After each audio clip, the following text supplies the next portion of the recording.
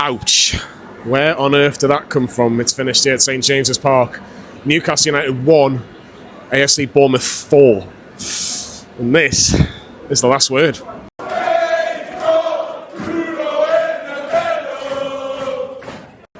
Yes, welcome back to the last word. Before we start this video, Lee is here to tell you all about Stocks FC. Yes, thank you, Johnny. Not the result that Newcastle wanted, but let's talk to you about Stocks FC. Thinking higher football? Football stock trading. Earn cash when your players perform in real games. Buy and sell football player stocks. Build a portfolio of your favourite players and earn weekly, monthly and end of season's reward in cash. It's just like the real stock market, but the stocks are football players instead of companies. Our QR code and the link in the description will give you 5 free loan players to start off with and earning some decent cash. Right then, yeah, so Newcastle got beat. Let's crack on with the last word. And Lee is here to join us. Obviously, Stocks FC doing really well in terms of, you can obviously download the link in the description. Please do on the QR codes. I'll set you up. I'm the only positive I've got as I have Kerkez. But that's the only positive I'm taking from today. Yeah, definitely. It's finished Newcastle 1, Bournemouth 4. Don't think that was in the sweepstake, I have to be honest, but 9 wins in a row and out for Eddie Howe's side. When you look at the team news, Fabian Schär was in the squad, but only fit enough to be on the bench. Dan Burn and Sven Botman continued at centre-half. The only change was Schär was on the bench and Kraft wasn't on the bench. You can't argue with that, can you? No, because those two have done all right the last couple of games, haven't they? You might say, in hindsight now, you should have sought Schär and all that, but look, it's options for Eddie Howe going forwards. You can play the 2 out of 3, whoever you want to go with. But for me, going forward, towards the end of the season, I think that has to be Fabian Schär's position on the right centre and then one of the other two, even though Dan Burns has been sensational. So just for the balance, but overall, the last few games, they've done all right. And obviously, Schär played against Bromley, didn't he? So it is what it is. And obviously, Kraft just dropped out. But I know you're going to touch upon Bournemouth, but Bournemouth are 10 unbeaten before today. And they had loads of injuries as well. They had loads of kids on the bench and they had 2 goalkeepers, similar to what we were like last season, so fair play to them. Yeah, fair play to them. I would argue they're probably the best team I've seen at Newcastle St James's Park all season, so yeah, fair play to AFC Bournemouth. Long trip, and I'm sure the fans would have had to make a very, very early start this morning. But hang a minute, we've got to do that trips all the time. All the time, Southampton next week. Our newest clubs, the Manchester clubs. I know, crazy, isn't it? But I think from the first second or the first minute, Lee, it was a case of when were Bournemouth going to score. We just couldn't seem to, we had possession, but I thought they were targeting momentum. They were targeting momentum, but I just thought their press was so good. And what they were doing is they were forcing the likes of Dan Burn to make a mistake. Like, he's made 3 passes that weren't going to anybody. But 5 minutes in, lovely ball from, I think it was Kerkez left back. Lovely ball behind Tino, and it's Semenyo plays it to Kluivert. I think it's Jacob Murphy that's not watching the run on Kluivert, and he slots it away. It's a fantastic finish 5 minutes in, and it was like, ooh, we know they're good. Wasn't even that, even a couple of minutes before, Semenyo should have scored. He blasted one over the bar from that side as well. Livramento was getting torn one on that side, and they were aggressive in the press as well. They weren't just like high pressing, they were making fouls deliberately. I thought the referee was awful, by the way. But it's not the reason why we lost. Bournemouth were brilliant, but we're 1-0 doing, and we've seen that before. Kluivert scored at the Gallagher, haven't we? We have. He scored against Chelsea in the FA Cup. I do remember that one. He scored against Spurs in the FA Cup as well. Unfortunately, it was his father, Patrick Kluivert. But we conceded early. Let's get what arse is into gear. It's early. There's still 85 minutes, 90 minutes of stoppages and so on to play on. Let's bounce back. Are we going to see a bounce? We didn't really. We'll obviously talk about the equaliser shortly, but it was Bournemouth that, if anything, they would look like they were going to score every time they were going forward. I know they were targeting Tina down the right-hand side, but they were getting Joy down the left-hand side. There were so many times where Lewis always kind of like, where do I go? Do I stay with the man? Do I continue with the space? And it was really, really poor. We just didn't know how to cope with them, and that was the problem. We just could not cope with them at all. The 3 behind, what was he called? The striker, Otura. The 3 behind them, Brooks, Kluivert in the 10, and Semenyo, who doesn't really normally play that often on the left side. Those 3 were all brilliant. We couldn't go with any 3 of them today, and not just that. You look at the midfield as well. Ryan Christie, unbelievable today. Kerkez and Lewis Cook's not a right back, but he's having to fill in with the injuries, and he's looked solid. And they've got a lot of talented players, and Iraola is obviously probably going on to bigger things. And don't be surprised if Spurs sack Postecoglou. That'll go for him. Be interesting to see what happens with them. But look, Newcastle did equalise easily. We had a corner from Anthony Gordon, which didn't be the first man who went out for another corner. So Lewis Hall went to take that one, and Bruno Guimarães got a header, fantastic header, just couldn't keep it out. And it was 1-1. It was against the run of play. But you think, well, do you know what? First 20 minutes hasn't really worked out. But we're back level. We're back in the game. Did you see anything from after that goal to go? You know what we're doing. It took a while for us to get it again. That's what I was just saying there. Let's see the reaction. We didn't straight away, but we got that goal. Fortunately, I don't agree. The bonus delivery was poor. Because as I said, I haven't seen the ball back. It just looked like it was more down header from what I can see. But we're back in it, okay, right? The crowd were back in it. The crowd were ganning, and now, right, okay, let's see the Newcastle that we've seen the last 9 games, putting 2, 3, 4s past Newcastle, but was huffing and puffing. But I ask this question all the time when we play opposition: how many saves does Bravka have to make? How many saves does Kepa have to make? How many saves did Kepa have to make in that second half? One down his throat, which was a header. Bravka's made more saves today, and he's conceded 4. Mental. I said about 35 minutes in, I felt we'll be lucky to get to 1-1 at half time. You could just smell it. You could smell it in the ground that Bournemouth were going to get something, whether it was going to be a moment of magic or just something where they just played some really good football. But it was their own mistake, and it was a quick free kick, playing just to try to quicken the pace of what I understand to a degree. But Dan Burn plays the pass to Bruno. Bruno loses the ball, and about 5 seconds later, it's Kluivert from a pass from Utara, and it's 2-1, and it's coming. You could see it coming. Do you blame Bruno completely at fault? I have a slightly different perspective. I think Burn can see that Bruno's got a couple of men around him. Does he need to play that pass? But you can understand why Bruno's probably getting a little bit of flack for it. I'll give it to Bruno. I think he's the man who's ultimately cost with a goal there. Is it because he always wants the ball? That's probably why Burn's going to say, I'll give it to him there. Probably because it's the mindset of, like, even Joe Linton comes short, Tonali wants the ball, Bruno wants the ball. They're all ball players now, so the only player who probably is capable of pinging one is Fabian Schär. But you've got to point the finger at Bruno there, and yes, he scored the equaliser, but it wasn't. The thing is with the game, it wasn't just 1 or 2. There was like 6 or 7 that were giving the ball away and losing, dispossessed and stuff. If Sean Longstaff was playing, they would be down his throat. But because it's Bruno, it's like, okay then, you give him a goal. Has Bruno got too much credit in the bank? Yes, he has got too much credit because of a goal. If that's Sean Longstaff's getting stick on Twitter, then he... I'm sure Bruno will be getting a few bits and pieces, but not too heavy. Yes, he should. He cost a goal. Not too heavy, because it's 9 wins in a row next week. Not today. He cost a goal. But look, before it ended 2-1, there was a little bit of frustration that boiled over Joe Linton. I think you've said to me off camera, and totally agree. He wanted to have a fight rather than try and get back into the game almost, and he gets yellow carded, and it didn't really irritate Bournemouth too much if we're being really honest. And second half, just before the second half starts, Botman comes off and Schär comes in for him. Can I put in? They were doing shithousery. That's what we were doing last season. They were like going down, and I think it was in the second half where Kepa collects the ball and he doesn't even land on the defender properly.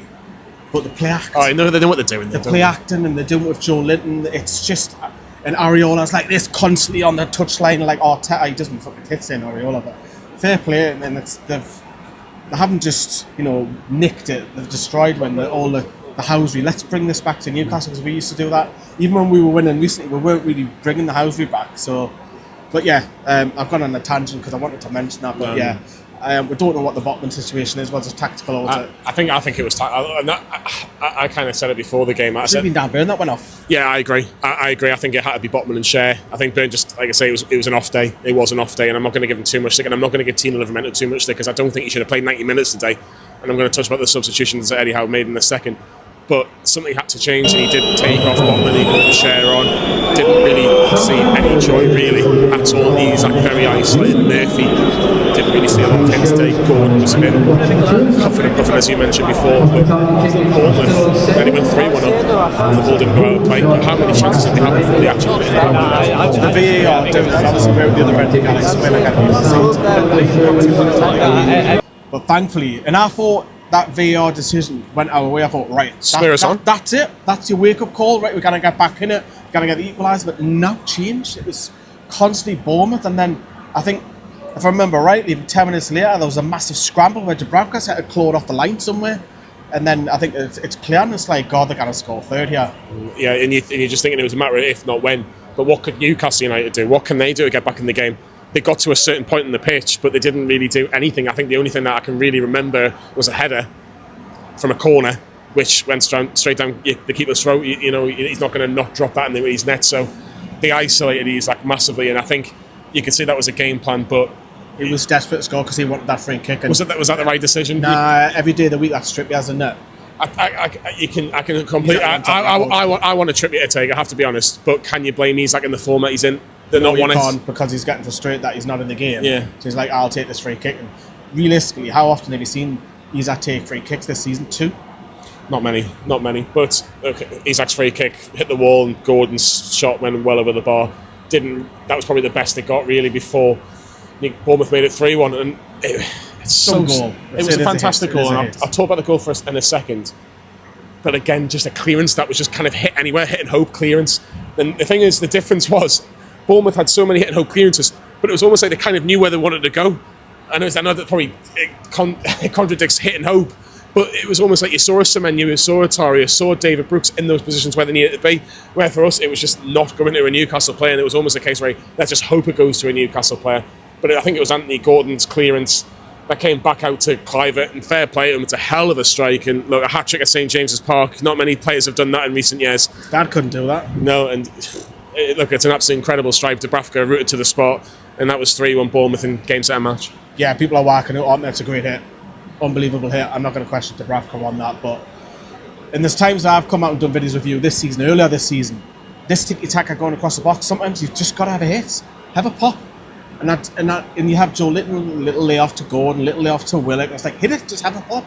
You know, not make it like Isak. Why are they not having a pop? Well, like Isak did midweek. Look what happened. It took a massive deflection, went in. We need a bit more of that. But why weren't we doing that today? I don't know. I think it's a collective that Bournemouth were brilliant, and we were also sloppy and everything. Like, the delivery was poor. Our star players didn't turn up, and it was normally you can get away with 1 or 2 of them turning up and they'll win you the game. None of them did today, and I think they couldn't cope with their high press, the aggression, and they just wanted it more today. I think that's what you've got to say. Even their substitute, when he come on, Jefferson came on and rinsed Fabian Schär. It could have been another one. Yeah, but before that, Willock did have a shot, obviously a little 1-2 with Isak, and just outside the box, and his shot was blocked, and then Gordon's shot was blocked again on the line. And it was a case of, well, that was if we had any chance of maybe nicking a point, that with 2.5 minutes, you maybe get something there. But Bournemouth clear it and have another attack, and it's Kerkez. You mentioned him with Sox FC. It's a fantastic strike. You can in 4-1. I don't think it flattered Bournemouth. I think it was probably, you could argue that they could have scored more in the first half. So sometimes you just got to say well done, but it's a great finish again. Yeah, it's unbelievable. And he's underrated again. He pressed me first season. He's underrated. And that man being disrespectful. Bournemouth are your smaller club, aren't you? But they've got a lot of talented individuals that will probably go on to bigger and better things. Yeah. In the exclamation marks. You know, fair play to Bournemouth and some of the fans that came up. Yes, they only sold 3 banks, but that's a long way. And they would have loved it the other day as well. It's a great win for them. And it's not, they haven't just came up, Johnny, nicked it. No, they've absolutely battered where. And we've just won 9 on the bounce. And they've just turned up and said, nah. No, we fancy ourselves. We've just made us look like a relegation fodder. But remember, they're now 11 unbeaten now. Going to be tough to stop. I know you got to bring up the league table, but only a point behind one. Going to be tough to stop, very tough to stop. Iraola is doing certain stuff that Eddie Howe was doing when he was at Bournemouth, but he's currently the Newcastle United manager, and his 9-win game 9 wins in a row ends today. Eddie tells a little bit about that unfortunate defeat this afternoon. No, I don't think we were great today. I think we were beaten by the better team. Disappointed from the start, really. I thought physically we didn't look anywhere near our best levels today. I think the game in midweek and the run of games we had previously, I think, just caught up with us today. We didn't look like we had that bounce in our step that we normally have, and we didn't perform. I don't think from our perspective, that, obviously Bournemouth look at it a different way, but from our perspective, we have to be critical of ourselves and go, we just weren't there today.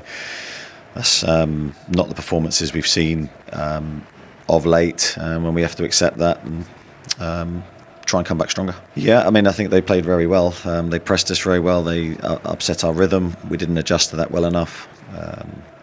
we had our moments in the game, but we never really felt like we had control of it like we normally would and have in this recent run. So stuff for us to look at and reflect on and try and learn from.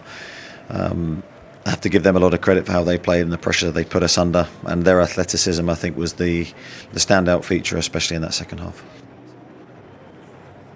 Yeah, thanks, Eddie, for that. Let's go straight back into the second half briefly. Substitutions. Shaw for Botman. Again, you could argue Dan Burns should have been sent off, but the Trippier coming on wasn't the one that I think was bizarre. It was the person that he brought off. Unless Lewis Hall's injured, Eddie Howe would have just told us that in his press conference if he was. But why are we putting Tino Livramento on the left-hand side when... I thought he was worse than Hall. Yeah, he was, wasn't he? And I'm not having a complete go at Tino Livramento today. He was poor today, like a lot of Newcastle players were. But if you're going to put another full-back on, just put Lloyd Kelly on at left-back if you really have to. If you're trying to stabilise the game, what maybe he's thinking, because Trippier comes on, I get that substitution. I don't think as Livramento can't stick them. At least Trippier, he hasn't got the legs of Livramento, but he's got the experience to maybe with a free kick out there or just be defensively long, leadership, delivery. Then it goes to Livramento. I didn't get that.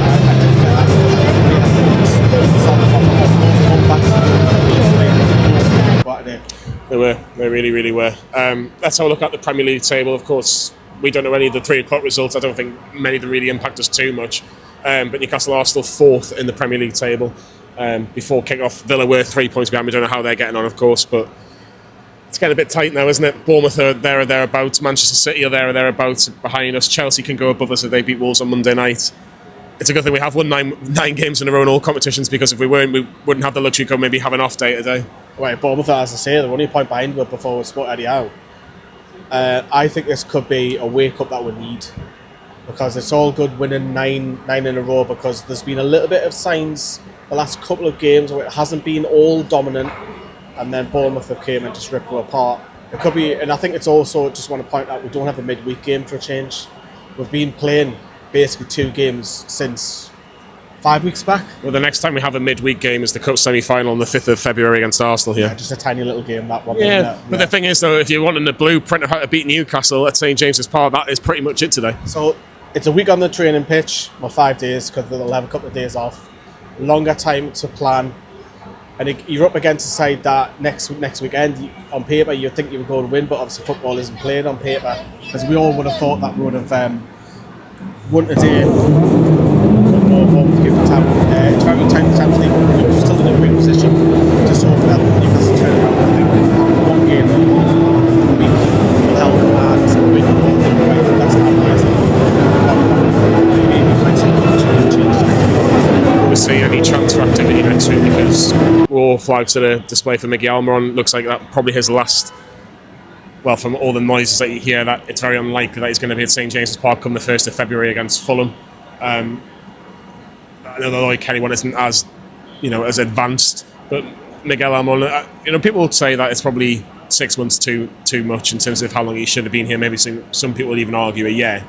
But I just want to say, if he does leave, and that is his last, I'm not going to say appearance because he didn't come on, but last time at St James's Park, what a servant he's been for Newcastle, by the way. Yeah, that flag was the Miggy with holding the flag. That was right in front of me. I don't think there's much change since we've done the video the other night when Josh was talking about Miggy possibly heading out to Atlanta. I believe they've bought the discovery rights. They do a lot of different things weirdly, like the league controls the finances and all that sort of stuff on the MLS. So they've got the image rights. They've got permission to talk to Miggy if needs be, if in great fee. Yeah, I think it's time for Miggy. I'm not going to criticise him. I think it's time for him to move on.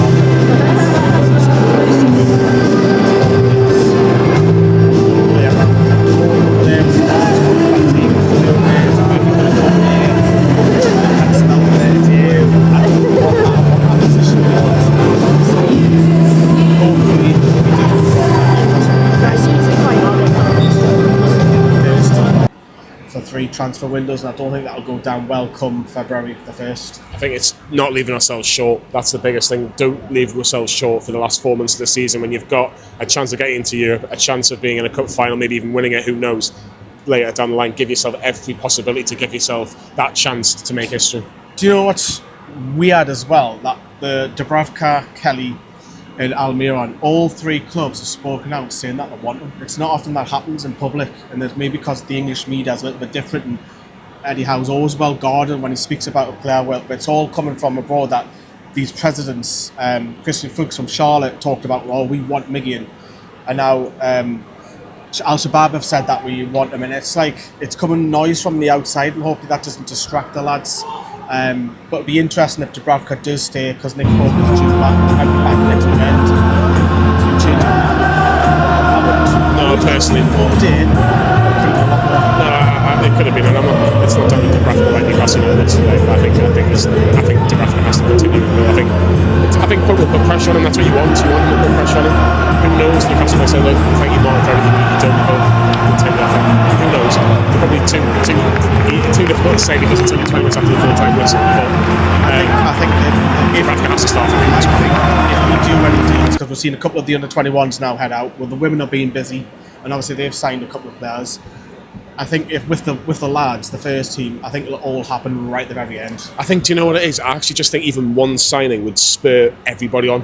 I think it would spur the fans on. I think it would spur the players on. I think it would galvanise a little bit, because you even like teams that have won titles, they're still bringing one new player in just to kind of keep that freshness, if you like. And I think that would help Newcastle towards the back end. You know, according to some reports, Newcastle are not interested at the minute of activating a release clause for Taka Kubo for £50 million. In Bournemouth, do you put an offer in for him? Semenyo, would Semenyo leave Bournemouth to come to Newcastle? You'd like to... That is not the commentary you think Newcastle should try and go for. You can leave. We'll talk about Southampton next week, just very briefly. We're in Sheffield tomorrow, Sheffield United versus Newcastle in the Women's Premier League first league game for Becky Langley's side in 2025. So they won the FA Cup last week when they went through, but making signings. Just very briefly, they would expect to win expect to win on Sunday against Sheffield United. Yeah, we'll have a vlog.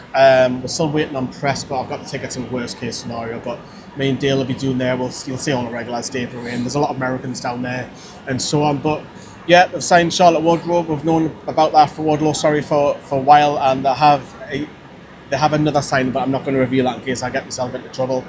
It's everywhere more or less now, and possibly. There's rumours, I'll talk about that one, there is rumours that Poppy Pritchard might come, and if we can get her, because she's a Blythe lass, what a signing that would be, even if it's on loan. But yeah, follow the channel and follow NFTV Extra as well, with all the coverage the next 24-40 hours. Southampton next Saturday, 3 o'clock. You're making the trip down south, I believe. Yes, I am. I don't know what it is. Is it a through the night one, is it? No, I've got a hotel, and I'll be going back to Southampton the following weekend, because after the Birmingham men's game, Fulham game. Sorry. I'll be coming back to. No, it's 2 weeks' time. Tell that, but I am going back down to that. Mental but fair play. Yeah, Newcastle do take on Southampton next week. We'll have all the reaction from that game at St Mary's, but it hasn't been the best day at St James's Park. 2 wins out of 3 this week. Bromley and Wolves. We did get wins, but not today, unfortunately. Credit to AFC Bournemouth. Before we finish, although we got battered, if I was in this position right now after Brentford, Johnny, doing that video with you, I would have took that in a heartbeat. Oh yeah, 100%. You know, Brentford seems like a long time ago now, but yeah, very much so. But yeah, we're gonna all go home. It's still middle of a Saturday. It feels weird. It feels very strange indeed. If you can give us a like, that'd be fantastic, because you know it's been a tough one to do today, to lose by 4-1. But yeah, like and subscribe to Newcastle Fans TV, and we'll see you all very soon.